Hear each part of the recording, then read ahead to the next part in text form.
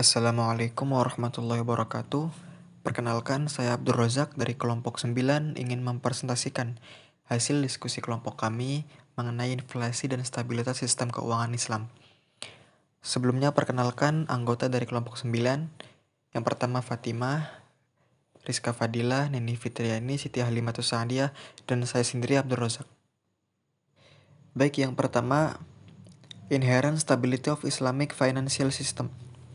Deutsche Bundesbank mendefinisikan stabilitas keuangan sebagai suatu kondisi di mana alokasi sumber dana menyebar risiko dan penyelesaian sistem pembayaran yang dapat dilaksanakan walaupun terjadi gejolak, tekanan, dan perubahan struktural. Shinazi juga mendefinisikan stabilitas sistem keuangan, yakni kemampuan sistem keuangan untuk melakukan alokasi sumber dana dalam mendukung kegiatan ekonomi, mengelola risiko, dan bertahan dari gejolak. Chihak dan Hesse mencoba membandingkan stabilitas bank Islam dan bank konvensional dari tahun 1993 sampai 2004. Sampel yang digunakan pada penelitiannya adalah 77 bank syariah dan 397 bank konvensional. Chihak dan Hesse dalam penelitiannya mendapatkan 3 hasil temuan, yaitu pertama, bank syariah dengan ukuran kecil atau dengan aset kurang dari 1 miliar US dollar lebih stabil dibandingkan dengan bank konvensional dengan ukuran kecil. Kedua, bank konvensional dengan ukuran besar lebih stabil dibandingkan dengan bank syariah dengan ukuran besar.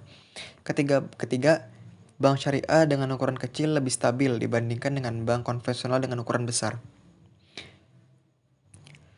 Yang kedua, ada instabilitas pada sistem keuangan Islam kontemporer. Sistem keuangan Islam kontemporer masih menggunakan uang fiat konvensional dan masih menerapkan fractional reserve banking system. Hal ini dapat dipahami mengingat sistem keuangan syariah di Indonesia masih terdominasi oleh kekuatan sistem konvensional yang besar dalam kerangka sistem perbankan ganda. Pada masa kontemporer, dalam kerangka sistem perbankan, hanya konsep bagi hasil saja yang menjadi pembeda antara sistem moneter konvensional dan sistem moneter Islam. Sistem moneter Islam dalam sistem perbankan ganda masih menggunakan uang fiat konvensional dan mengikuti fractional reserve banking system. Karakteristik suku bunga sendiri sangat berbeda dengan karakteristik dengan konsep bagi hasil.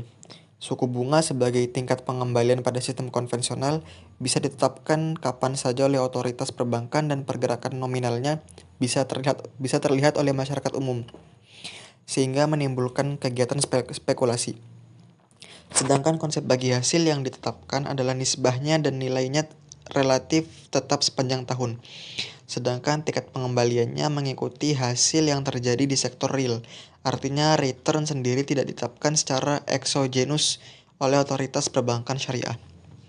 Secara umum dapat dikatakan bahwa ketidakstabilan sistem keuangan dapat mengakibatkan timbulnya beberapa kondisi yang tidak menguntungkan.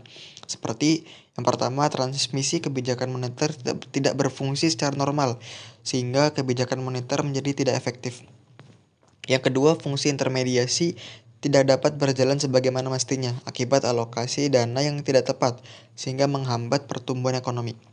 Yang ketiga, ketidakpercayaan publik terhadap sistem keuangan yang umumnya akan diikuti dengan perilaku panik para investor untuk menarik dananya, sehingga mendorong terjadinya kesulitan likuiditas. Yang keempat, sangat tingginya biaya penyelamatan terhadap sistem keuangan apabila terjadi krisis yang bersifat sistemik. Yang ketiga, ada meningkatkan ketahanan dan stabilitas sistem keuangan Islam. Yang pertama, dengan otoritas jasa keuangan. OJK akan menerbitkan ketentuan mengenai pengelolaan risiko likuiditas konglomerasi, manajemen permodalan konglomerasi, dan intra-group transaction exposure untuk melengkapi pengaturan kecukupan modal, manajemen risiko, dan tata kelola konglomerasi keuangan yang telah dikeluarkan. Penyediaan likuiditas yang cukup dalam pembiayaan pembangunan serta memonitoringnya.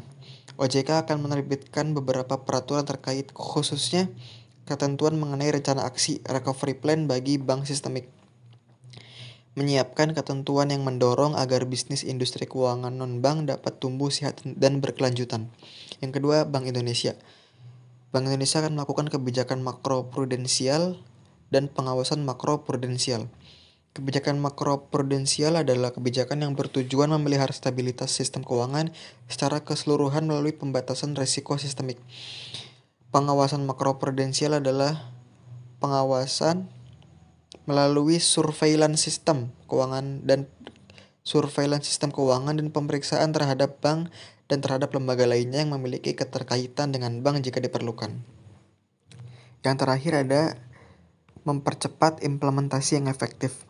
Mempercepat implementasi yang efektif dilakukan dengan mengatur semua transaksi pemindahan dana dari pihak-pihak atau individu-individu dalam lembaga keuangan.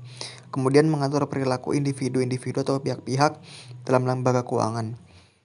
Kemudian menyelesaikan konflik yang terjadi di antara pihak-pihak dalam lembaga keuangan secara efisien dan cepat. Dengan peraturan pada ketiga aspek hukum tersebut diarahkan agar kestabilan sistem keuangan dapat tercapai. Demikian yang bisa saya sampaikan. Mohon maaf bila ada salah kata. Allahumma fiqil aqwamit thoriq. Wassalamualaikum warahmatullahi wabarakatuh.